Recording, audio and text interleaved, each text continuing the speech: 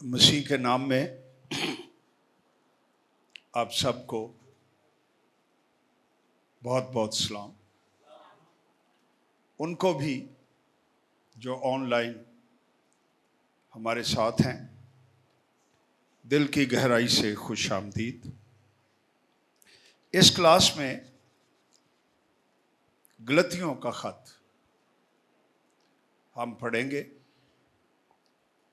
6 chapters हैं। उम्मीद है कि 6 ट्यूसडेज, 6 नहीं तो 7 या 8 ट्यूसडेज में ये खत खत्म कर लेंगे। किस किस ने ये खत पहले पढ़ा हुआ है?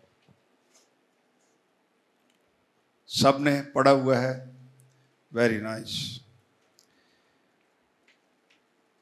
आज हम शुरू करते हैं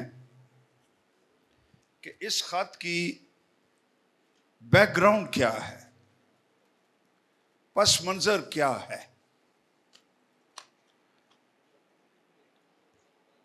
इसका पस मंजर ये है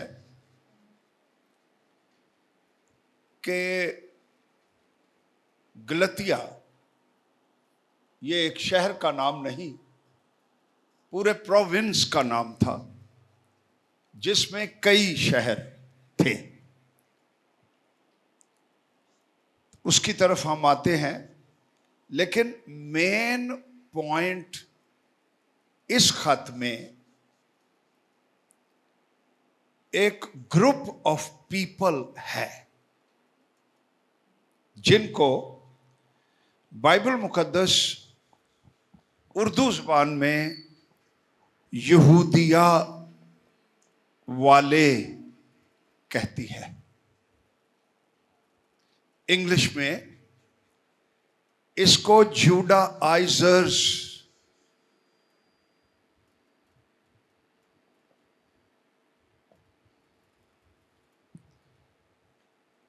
इसलिए कि यहूदिया से थे, इनका नाम पड़ गया यहूदिया वाले। ये मजहबी तौर पर यहूदी थे। कौन थे? यहूदी। इसको समझना बड़ा जरूरी है कि हम इस खत को समझ सकें। Here is the key. वो मसीह पर ईमान ले तो आए थे, ये यहूदिया वाले, मगर कहते थे कि मसीह पर ईमान लाने से जो निजात मिलती है ये सिर्फ यहूदियों के लिए है। पहला उनका ये था। हां, अगर गैर अक़वाम के लोग निजात पाना चाहते हैं, अगर वो मसीही होना चाहते हैं, तो उन्हें पहले यहूदी बनना होगा। उन्हें मूसवी शरीयत की ताबेदारी करना होगी। ये यहूदिया वाले कह रहे थे। इसका यह भी मतलब है कि वो खतना कराए, मूसवी ईदों, शबत, रसूमात को माने, तब निजात पाएंगे। फिर वो आसमान पर जाएंगे। गैर अक़वाम चूंकि अब्राहम के साथ खुदा ने जो अहद बांधा था, जिसका जिक्र हम पैदाइश की किताब में पढ़ते हैं, गैर कौमें उस अहद में शामिल नहीं है। बरकत उस अहद में की गई थी, उसमें पहले इनको आना होगा और वो यहूदी बनकर आएंगे, तब ये निजात पाएंगे। ये यहूदिया वालों की तालीम थी। ये लोग लीगलिस्ट भी थे। लीगलिस्ट समझते हैं?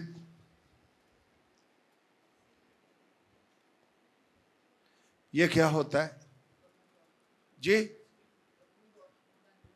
कानून दानते अच्छी गल है।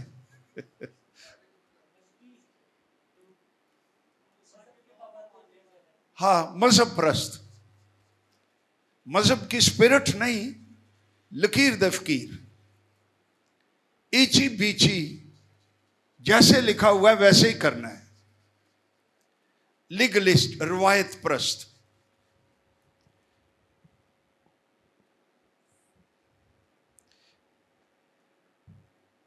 ये लोग गलतिया में जो ईमानदार थे, उनको ये घबरा रहे थे, घबराहट दे रहे थे। आओ देखें गलतियों पहला बाब, उसकी 7 आयत।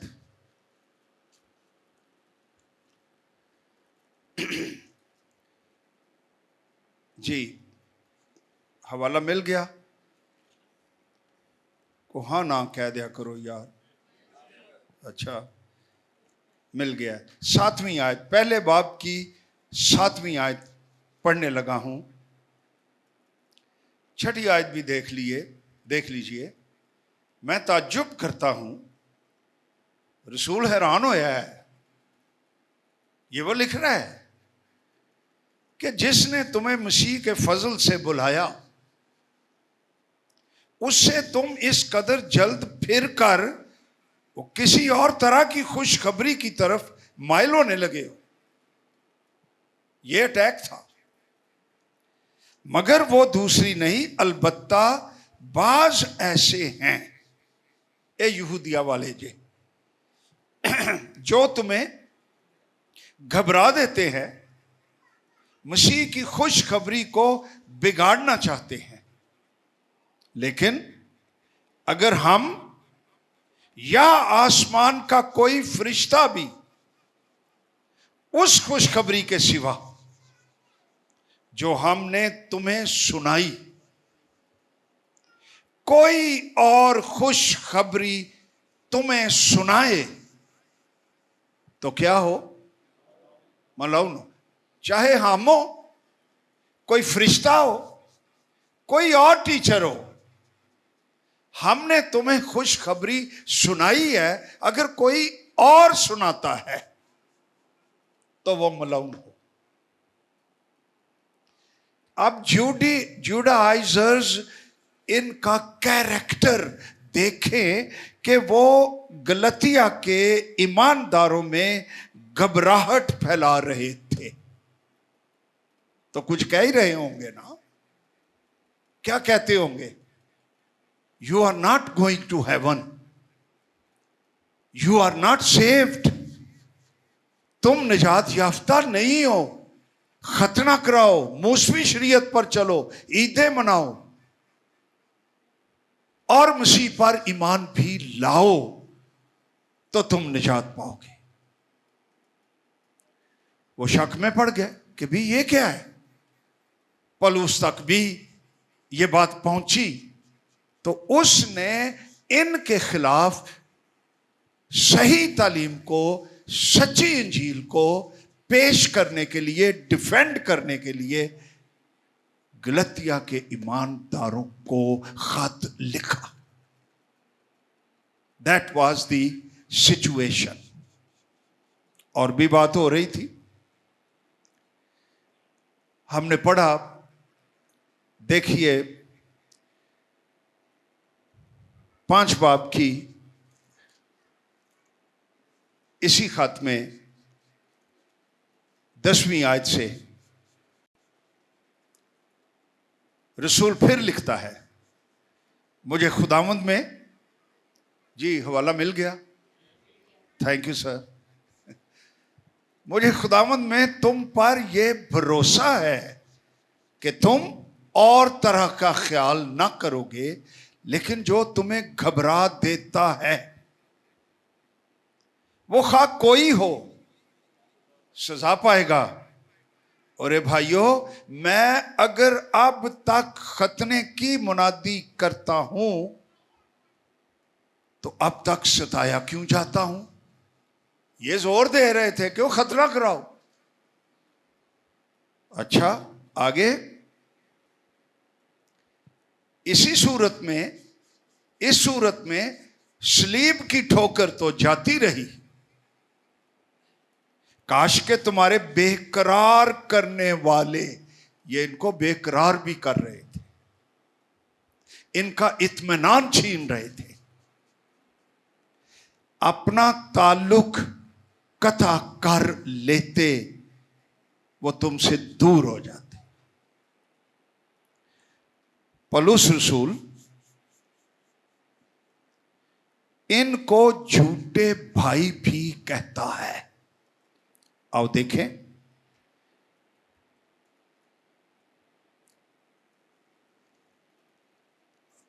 गलतियों 2 बाब उसकी 4थी आयत से। हाँ जी, हवाला मिल गया। और ये उन झूठे भाइयों के सबब से हुआ जो छिप कर दाखिल हो गए थे, कलीसिया में आ गए थे, चुप चाप करके वड़ गए विच,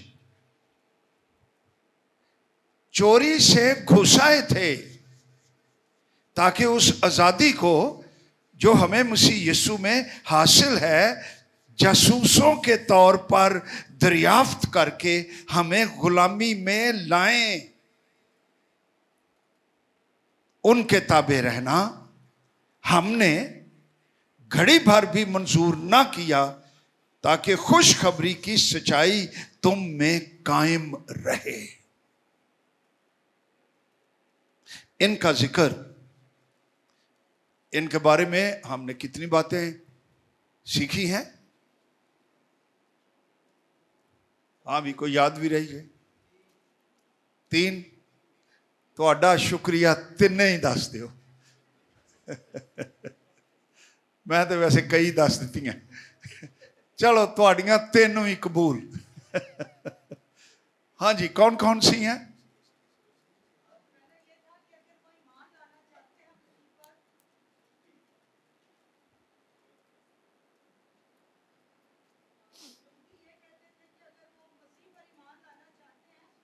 तो पहले उन्हें जो यहूदी मूसा की शरीयत है या खतना है, इनको मनाना पड़ेगा।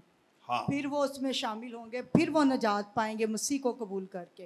लेकिन जब तक वो खतना नहीं करवाएंगे, मूसा की शरीयत को या उन तमाम कवानीन को नहीं मानेंगे, तब तक वो ना तो पहले यहूदी होंगे, उसके बाद वो मसीह को कबूल करेंगे और वो नजात पा सकेंगे। शाबाश। अच्छा, ये क्या कर रहे थे गलतिया की कलीसिया में? उन पर कैसा असर हो रहा था? वो खौफजदा थे, बेकरार थे, ये चोरी चोरी चर्च में घुस आए थे, अपनी तालीम फैला रहे थे। पौलुस इनको सच्चे भाई कहता है, झूठे भाई, जासूस, बेकरार करने वाले और तरह की खुशखबरी सुनाने वाले। इनका जिक्र 15 बाब अमाल की किताब उसकी पहली 5 आयात में है। अमाल की किताब 15 बाब। कौन सा नौजवान भाई बहन जो खड़क के पड़े थे, साफ साफ पड़े?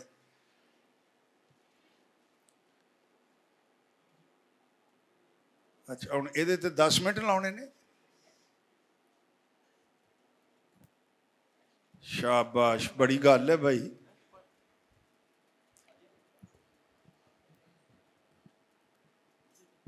हाँ जी, आप पढ़ेंगे? ये तो प्रोजेक्ट ही बन गया, मैं आप ही पढ़ना खड़ांगा भाइया। हेलो। अमाल की किताब और उसका 15वां बाब और पहली आयत से लेकर 5वीं आयत तक। फिर बाज लोग यहूदिया से आकर यहूदिया से आकर भाइयों को तालीम देने लगे कि अगर मूसा की रस्म के मुआफिक तुम्हारा खतना ना हो तो तुम नजात नहीं पा सकते। Here you are. बस जब पालूस और बरनबास की उनसे बहुत तकरार और बहस हुई तो कलीसिया ने यह ठहराया कि पालूस और बरनबास और उनमें से चंद और शख्स इस मसला के लिए रसूलों और बुजुर्गों के पास यरूशलेम जाएं। बस कलीसिया ने उनको रवाना किया और वो गैर कौमों के रजूल लाने का बयान करते हुए फनीके और सामरिया से गुजरे और जब भाइयों को बहुत खुश करते गए, जब यरूशलेम में पहुंचे तो कलीसिया और रसूल और बुजुर्ग उनसे खुशी के साथ मिले और उन्होंने सब कुछ बयान किया जो खुदा ने उनकी मार्फत किया था। मगर फरीसियों के फिरका में से जो ईमान लाए थे, हाँ, फरीसियों का फिरका ये यहूदी थे, ये यहूदिया वाले। आगे क्या लिखा हुआ है?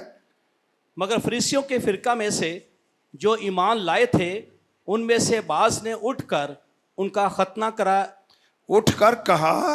खतना कराना और उनको मूसा की शरीयत पर अमल करने का हुक्म देना जरूर है। आमीन। That is what they were teaching. तो इनकी टीचिंग को आप कैसे समराइज करेंगे एक दो जुमलों में? ये क्या कह रहे थे जी?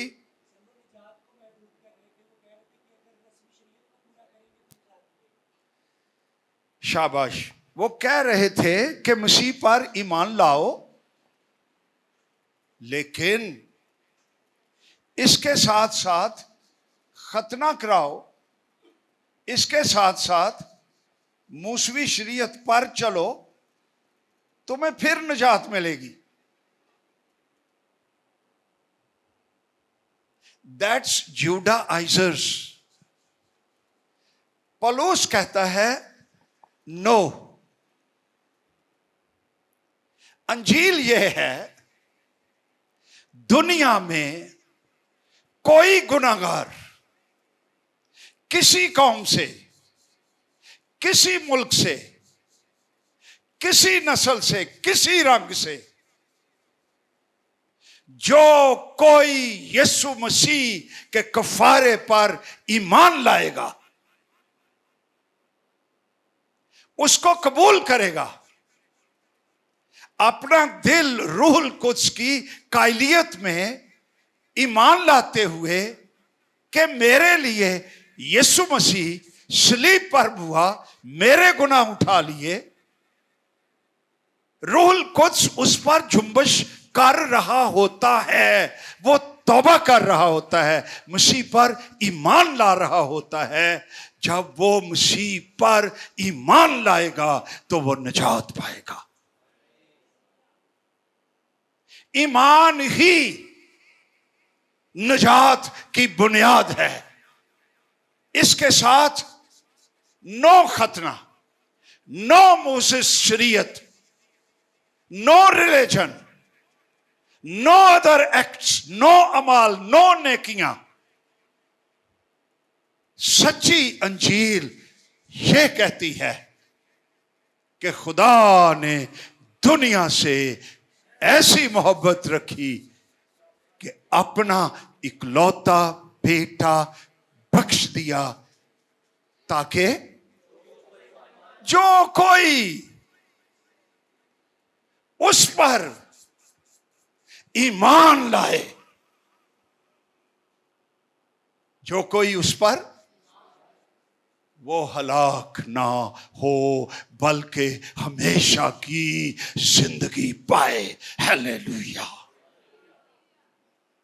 तो पौलुस कह रहा है अंजील तो ये है, इसके साथ खतने जोड़ने, ईदें, सबत, मूसवी शरीयत, लीगलिज्म, मजहबी काम, ये गलत है। ये खुशखबरी को बिगाड़ना है, ये अंजील नहीं है।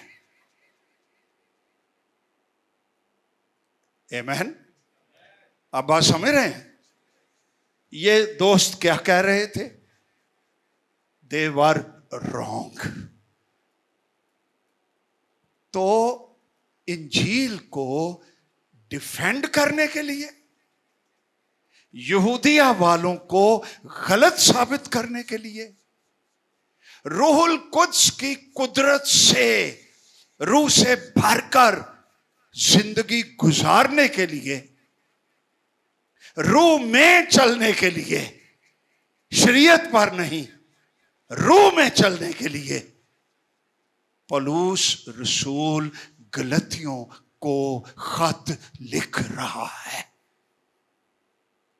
हालेलुया। एक गल समझ आ गई है? आवाज घुटी घुटी आई है। अच्छा, होर भी गल्लां ने, पर जाहिर है कि पौलुस के मैसेज को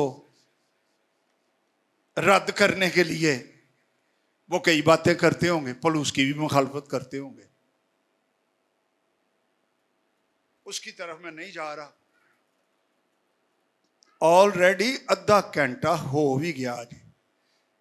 ते पादरी मुनव्वर साहब कुछ करते ने, एक घड़ी तेज कर देंगे। ते भाजी अगले पीरियड च एडी तेज ना करो।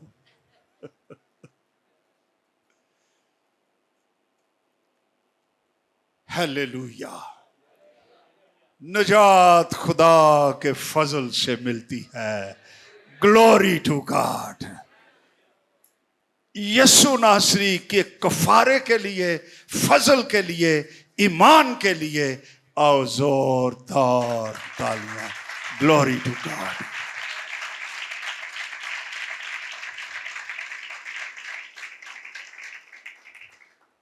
दोस्तों, इसलिए पौलुस रसूल वो गुस्से जा गया। वो मैं ईमान के जरिया ईमान निजात की बात कर रहा हूं, इन्होंने विच शरीयत जोड़ती, खतने लाते। वे तो अंजील की शक्ल ही बिगाड़ रहे हैं। ये पढ़िया थे ना, वो तैश आ गया। शुक्र हो इस तैश के लिए भी, ऐसे गुस्से के लिए भी जो खुशखबरी के लिए है। खुदा की गैरत से भरकर वो गलतियों का खत लिख रहा है। वो जो अमाल 15 बाब में ये चर्च की पहली इलाहियाती कॉन्फ्रेंस है। अमाल 15 बाब। वहां पतरस बयान देता है कि भाई मैं गैर कौम की तरफ गया था कुरनेलियस के घर में। हम तो पहले उनको अंजील ही नहीं सुनाते थे, लेकिन खुदा ने एक ही विजन मुझे 3 बार दी। मुझे कीड़े मकोड़े जानवर नापाक जो शरीयत में लिखे हुए हैं दिखाए, और फिर मुझे कहा पतरस उठ, ज़िबा कर, इनको खा। तो कहता है खुदावंद यीशु, मैंने तो ये बातें कभी खाई नहीं है, कोई हराम चीज मेरे मुंह में गई नहीं है। खुदावंद कहता है जिसे खुदा हराम नहीं कहता तो भी ना कह। अंदरों गल खुदावंद गैर अक़वाम में अंजील सुनाने की कर रहा था। वो जहां ठहरा हुआ था वहां दरवाजा खटखड़ा लिया कि जनाब वो तो करनेलियस के घर में जाओ, खुदा ने उससे भी कलाम किया है, वहां जाकर अंजील सुनाओ। तो ये नाल कुछ होर भाई लै गया। अभी ये उनको कलाम सुना ही रहा था, अंजील पेश कर रहा था, सलीब के बारे बता रहा था। उसने गुनाह सबके उठा लिए, बात ही कर रहा था। ये इतने भूखे थे कलाम के कि एक एक लफ्ज जड़ा पतरस दे मुंहों निकल रहा सी, एक खाई जा रहा सा। कलाम इनको निजात दे रहा था, ये ईमान भी ला रहे थे। ये सुनते सुनते ही निजात पा गए। खुदा इतना काला है निजात देने के लिए, वो इंतजार ही नहीं करता कोई गुनाहगार आए तो सही। खुदा की मोहब्बत इतनी बड़ी है कि वो गुनाहगार सोचे भी तो रूह कुछ उस पर जुम्बिश करना शुरू कर देता है और उसको निजात बख्श देता है। अच्छा, वो सुनते सुनते ही निजात पा गए। उसी वक्त उन पर रूहुल कुद्स नाज़िल हुआ, मीटिंग दे विच ही। तो उन्हें रूहुल कुद्स का बपतिस्मा हो गया और वो गैर जुबाने बोलने लगे। ते पतरस साहब कलाम जारी ना रख सके, वो चुप करके ते वेखते रहे। तुहाडा भला हो जाए, ऐ की हो गया? उसने गवाही दी इस कॉन्फ्रेंस में। एक्ट्स 15, आओ उसकी गवाही पढ़ो कि वो क्या कहता है। अमाल 15 बाब।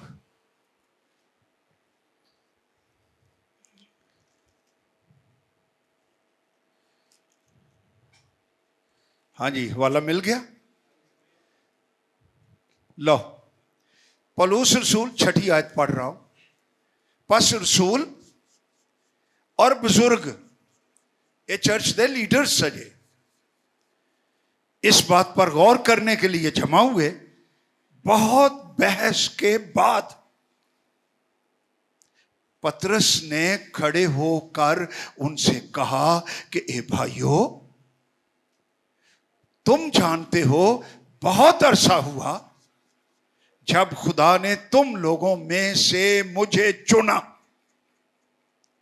कि गैर कौम में मेरी जुबान से खुशखबरी का कलाम सुनकर ईमान लाए हैं।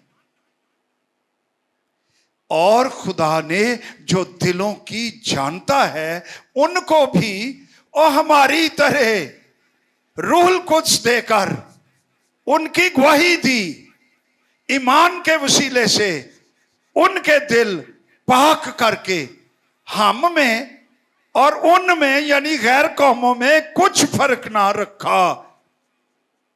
बस अब तुम शागिर्दों की गर्दन पर ऐसा जुआ रख कर जिसको ना हमारे बाप दादा उठा सकते थे और ना हम, खुदा को क्यों आजमाते हो, हालांकि हमको यकीन है कि जिस तरह वो खुदावंद यीशु के फजल ही से निजात पाएंगे उसी तरह हम भी पाएंगे।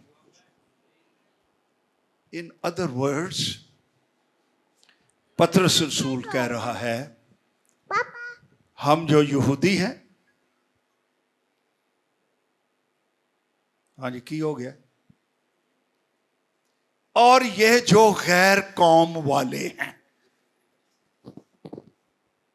या कोई पाकिस्तानी है, कोई अमेरिकन है, कोई यूरोपियन है, कोई अफ्रीकन है, कोई हिंदू है, कोई सिख है, कोई मुस्लिम है, कोई बेदीन है, कोई एथियस्ट है, इनमें कोई फर्क नहीं।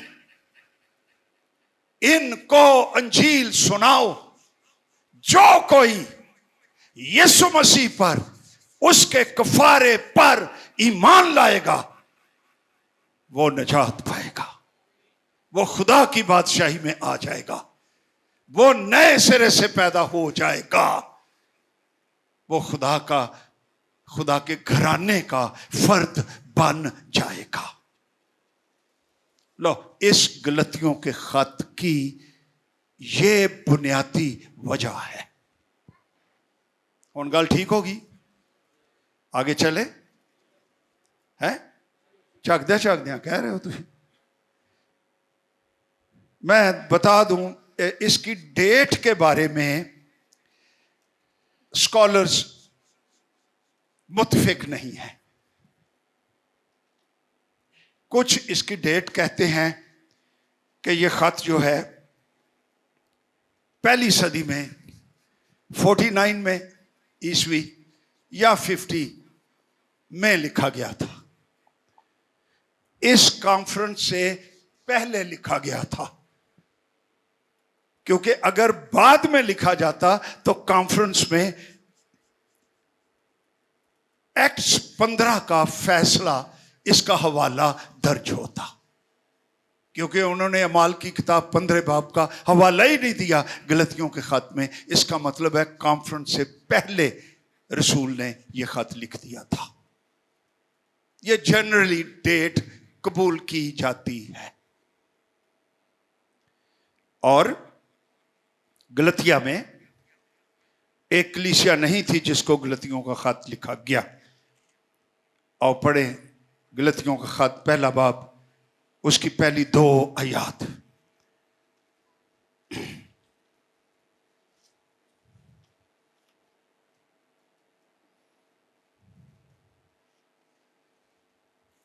हाँ जी, पौलुस की तरफ से, जो ना इंसानों की जानिब से और ना इंसान के सबब से। ये भी नहीं मां प्यो ने क्या चल पुत्र पादरी बनना चंगा हुंदा तू बनी जा।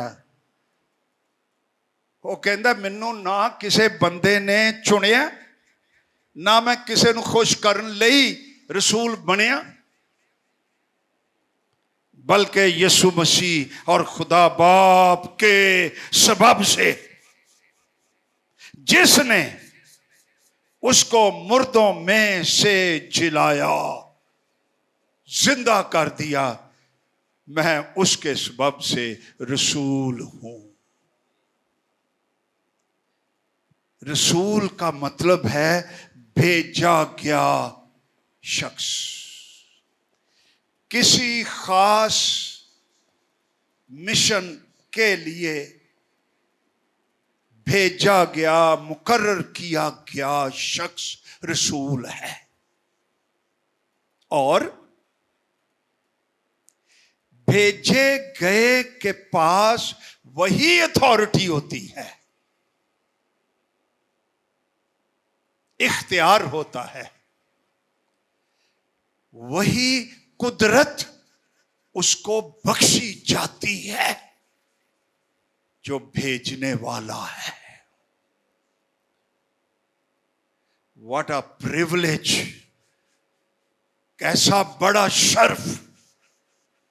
इसलिए जो भेजे गए हैं उनके लिए जरूरी है वो अपनी जिंदगियों को पाक रखे, खालिस रखे, वफादार रहें, अपनी जिंदगियों, अपने बर्तन, अपने दिल को शफाफ रखें, पाक रखें, खालिस रखें, दागों से मुबर्रा रखें, क्योंकि खुदा पाक है जो हमें बुलाता है। इसलिए जो बुलाए गए हैं, भेजे गए हैं, मुकर्रर किए गए हैं, उनके लिए भी जरूरी है कि वो पाक रहें, शफाफ रहें और ताज़ा रहें, ताकि लोगों को इंजील मुकद्दस सिखाएं और सुनाएं और वो निजात पाएं।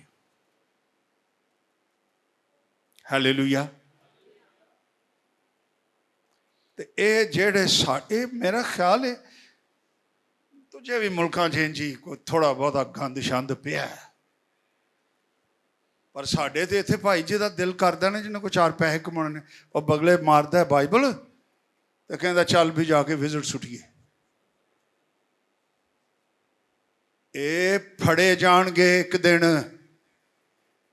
मैं कहता हूं अंजील वो सुनाए जो पलूस की तरह खुदा की तरफ से बुलाया गया है, मुकर्रर किया गया है, उसे कलाम मिला है, मुकाशफा मिला है, विजन मिला है, खुदा की तरफ से, रूहुल कुद्स से वो मामूर हो चुका है। उसका बनता है कि वो बाहर निकले और इंजील मुकद्दस की मुनादी करे। सारे कहो हालेलुया। करंट ठीक है तुहाडे च।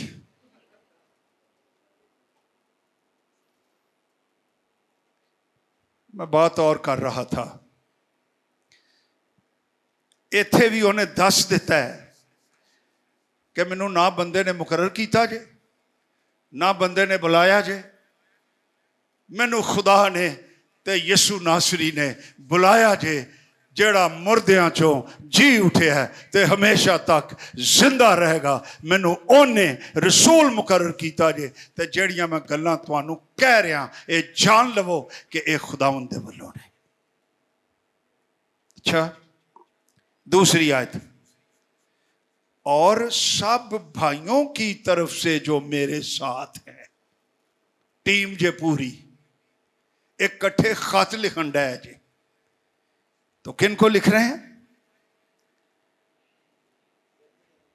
हैं? गलतिया की कलीसियाओं को। एक कलीसिया नहीं, एक किन्नियां कलीसियावां नूं खत लिखिया जा रहा है जेड़े गलतिया दे सूबे च पौलुस रसूल ने बनाई थी, पायनियर काम किया था।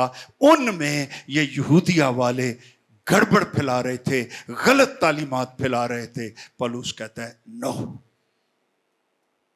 इसलिए कि गलत तालीम ईमानदारों की जिंदगियों को आलूदा करती है, फिर उनके चाल चलन पर असर अंदाज होती है, फिर रूहुल कुद्स रंजीदा हो जाता है। ईमानदार अंदर से बरगश्ता हो जाते हैं और उनका खुदा के साथ जिंदा ताल्लुक रिफाकत नहीं रहती। तो रसूल ने क्या अजे ते आए ही ने, इन्हों इत्थे ही मोड़ दो। तो गलतिया में कई कलीसियाएं थी जिनको खत लिखा गया। 5 बाब हैं, मेरे पास तो काफ़ी लंबी लिस्ट है इनकी, लेकिन चूंकि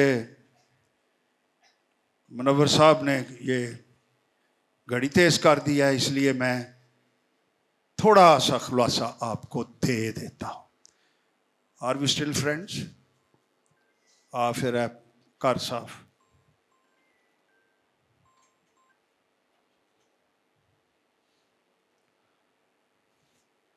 कर लिया ही।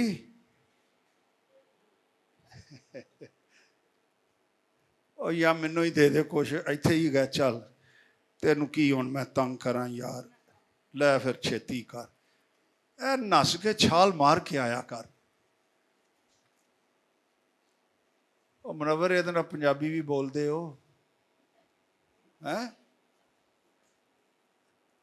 ओ पंजाबी आउंदी हो अजकल तो कहंदा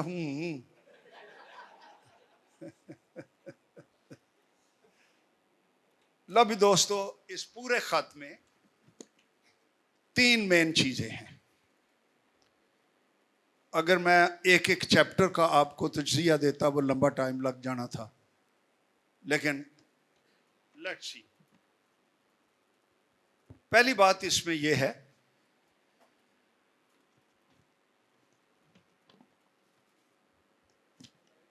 Paul's personal experience with grace। खुदा के फजल का पौलुस का शख्सी तजर्बा, ये इस खत में पहला पॉइंट। ये अबवाब 1 और 2। लो जी, ये पहला थॉट है। Are you getting it? इन 2 अबवाब में पौलुस रसूल शख्सी तौर पर खुदा के फजल के साथ उसका क्या तजर्बा हुआ वो बताता है। मुझे मुकाशफा हुआ, मेरी मां के पेट ही से मुझे मखसूस कर लिया गया। खुदा ने मुझे गैर कौमों के लिए रसूल बनाया, मुझे चुन लिया, मुझे मुकर्रर किया। खुदा ने मुझ पर फजल किया। अब मैं जिंदा ना रहा बल्कि मसीह मुझ में जिंदा है, और अब जो मैं जिंदगी गुजारता हूं मसीह के ईमान की कुदरत से गुजारता हूं। पहले 2 अबवाब में ये तालीम वो देता है। नंबर 2,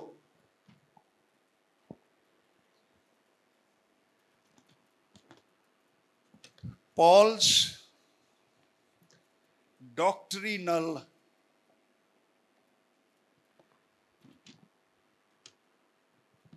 instruction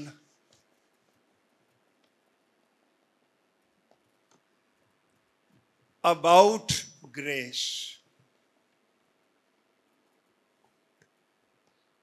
उर्दू में खुदा के फजल के बारे रसूल की तालीम।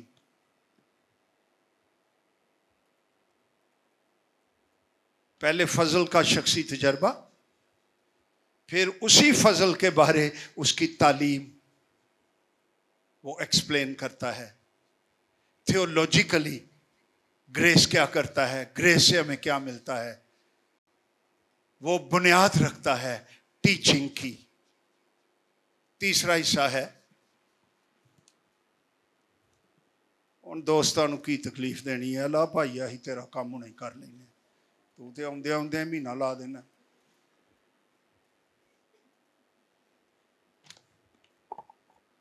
मेरा ख्याल सी यारी ये ना पक्की हो जाएगी, पर ये मैनू कुछ काम लिया लिया लग रहा है। की आख्या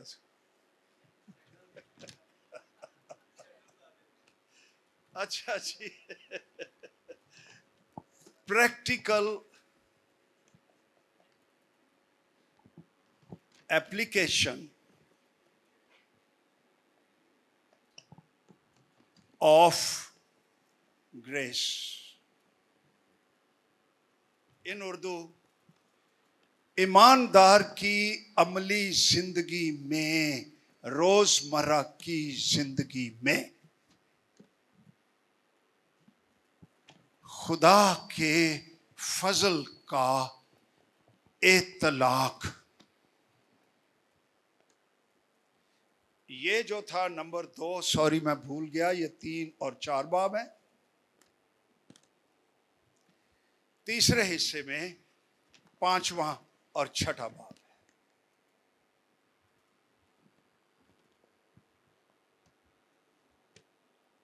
लो भी ये तज्जिया किया हमने गलतियों के खत का। आमीन। पहले हिस्से में क्या है, पहले 2 अबवाब में पौलुस का शख्सी तजर्बा खुदा के फजल के साथ। हम गौर करें कि यार वो तो पौलुस का तजर्बा है, मेरा क्या है? क्या मैंने खुदा के फजल को चखा हुआ है? क्या उसके फजल की कुदरत ने गहरे तौर पर मुझे छुआ हुआ है, मुझे बदला हुआ है, मुझे निजात मिली हुई है, मुझे बुलावा मिला हुआ है? ये चैलेंज है मेरे लिए और आप सब के लिए, एक एक के लिए। क्या मैं खुदा के फजल को जानता हूं? नंबर 2, तीसरा और चौथा बाब, इसमें रसूल क्या तालीम देता है फजल के बारे में? इसमें वो बताता है क्या तुम्हें रूहुल कुद्स शरीयत के अमाल से मिला है कि खुदा मुतासर हो गया तो उन्होंने कहा चलो इनको अब मैं रूहुल कुद्स दे ही देता हूं। अब्राहम के अहद में अगेन टीचिंग, डॉक्ट्रीन, उसके अहद में रूह की बरकतें शामिल थीं। जब खुदा ने कहा मैं तुझको बरकत दूंगा, तेरे वसीले से दुनिया की सारी कौमों को बरकत दूंगा। ये वादा, ये अहद यीशु मसीह में पूरा हुआ और उसके वसीला से निजात की बरकत, रूहुल कुद्स की बरकत, पाक रूह के बपतिस्मे की बरकत, नेमतों की बरकत, फलों की बरकत, ये सारी बरकतें उस अहद के अंदर शामिल हैं और वो ईमान लाने वालों को मिल जाती हैं। हालेलुया। तो फिर गलतियों के खाते ते बड़ी रौनक है, हाथी कर छड़ी है यार। ये तीसरे और चौथे बाब में तालीम दी गई। तीसरा बड़ा हिस्सा है कि ये फजल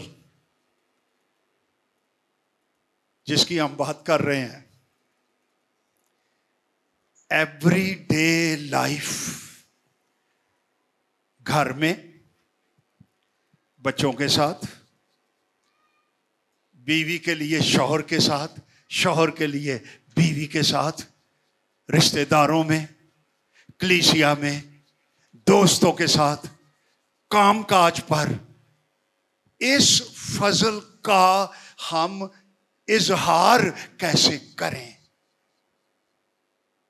कि लोग कहें यार जदों ऐ भाई बोलता है ना, यार दी जुबान क्या मिठी है, यार इसका दिल कितना कुशादा है, यार ये झूठ नहीं बोलता, इसके चेहरे पर शगुफ्तगी है, जिंदगी है, पाकीज़गी है। ये साडे वंगर ना सूटे लाउंदा है, ना दारू पींदा है, ना गालां कढ़दा है, ना ये मगरूर है। यार ये कैसा बंदा है, खुदा का फजल उसके वसीले से उसका इतलाक होता है, एप्लीकेशन होती है, तो लोगों को पता चलता है ओ ये सच्चा क्रिश्चियन जे, ओ ये दे उत्ते खुदा दा फजल होया है। हालेलुया।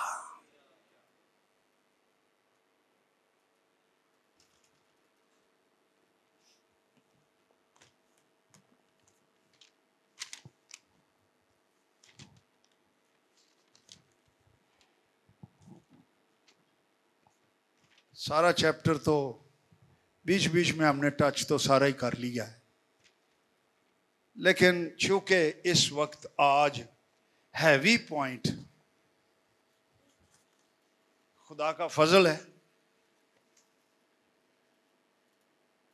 सारा लेटर ही फजल से ही भरा हुआ है।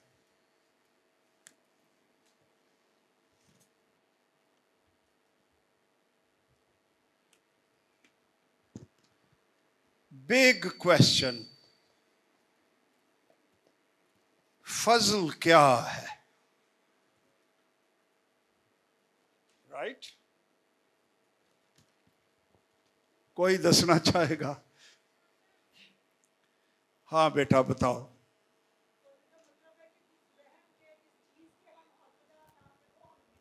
शाबाश। ओ ये थे बिस्कुट ही इकट्ठे करी जा रही हो, देंदे हो नाल, एक कुड़ी नूं ज्यादा दे देना।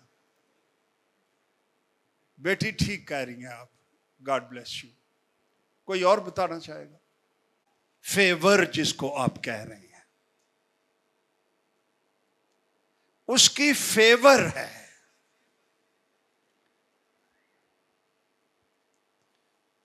जिसे हम कमा नहीं सकते।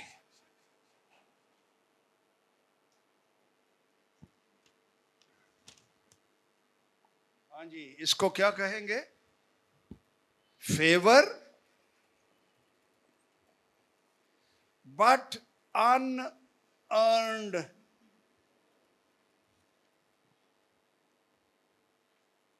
अनअर्न्ड का क्या मतलब है? जिसे कमाया नहीं जा सकता, अनडिजर्व्ड,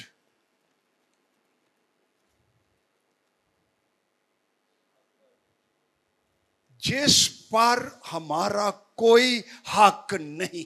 हम डिजर्व नहीं करते।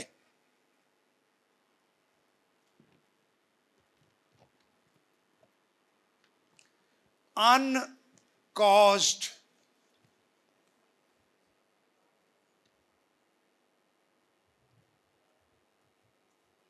हमारे अंदर कोई ऐसी खूबी नहीं जिसने खुदा के दिल को छू लिया हो और वो कहे हां मैं इसकी फेवर करूंगा। कोई कॉज भी नहीं।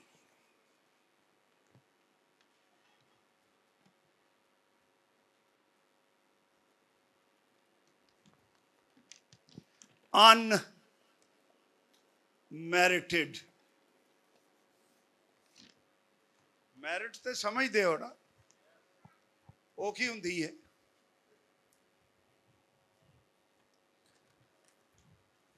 मैरिट की हुंदा है? वो भई वो मैरिट से आया है भाई, वो म्यार पर पूरा उतरा है, उसके नंबर पूरे हैं, वो क्वालिफाई करता है। हम में कोई मेरिट भी नहीं, कोई कॉज भी नहीं, हम इस हमायत के हकदार भी नहीं।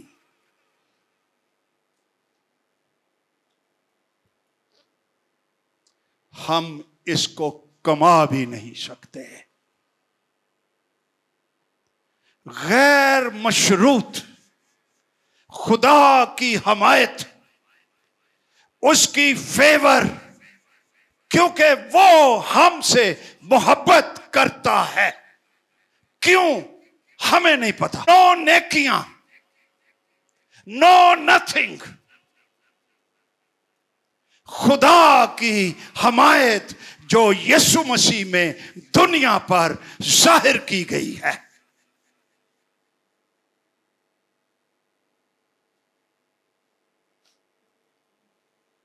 ये खुदा का फजल है। फिर जब फजल मिल जाता है, हम ईमान ले आते हैं, हम नए सिरे से पैदा हो जाते हैं। ये भी फजल ही है। फिर खुदा की मर्जी पूरी करने के लिए, उसके काम करने के लिए, उसके म्यार पर पूरा उतरने के लिए हमें वो अपनी ताकत पर नहीं छोड़ता। फिर हमें फजल एक कुव्वत के तौर पर देता ही रहता है। यीशु मसीह में हमने फजल पर फजल पाया। एक बार नहीं, करोड़ों बार फजल ही फजल। Every day, every hour, every minute हम खुदा के फजल से, हमायत से, कुव्वत से, ताकत से मसीह में कायम भी रहते हैं, गिरते भी नहीं हैं। गिर जाएं तो उठ खड़े होते हैं। यह सारा कुछ खुदा के फजल से है। हालेलुया।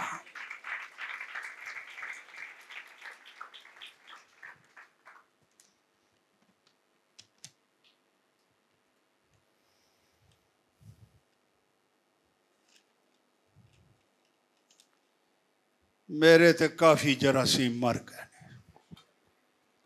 और तुहाडे भी कोई मरे ने हैं? जिंदा हो गए ने।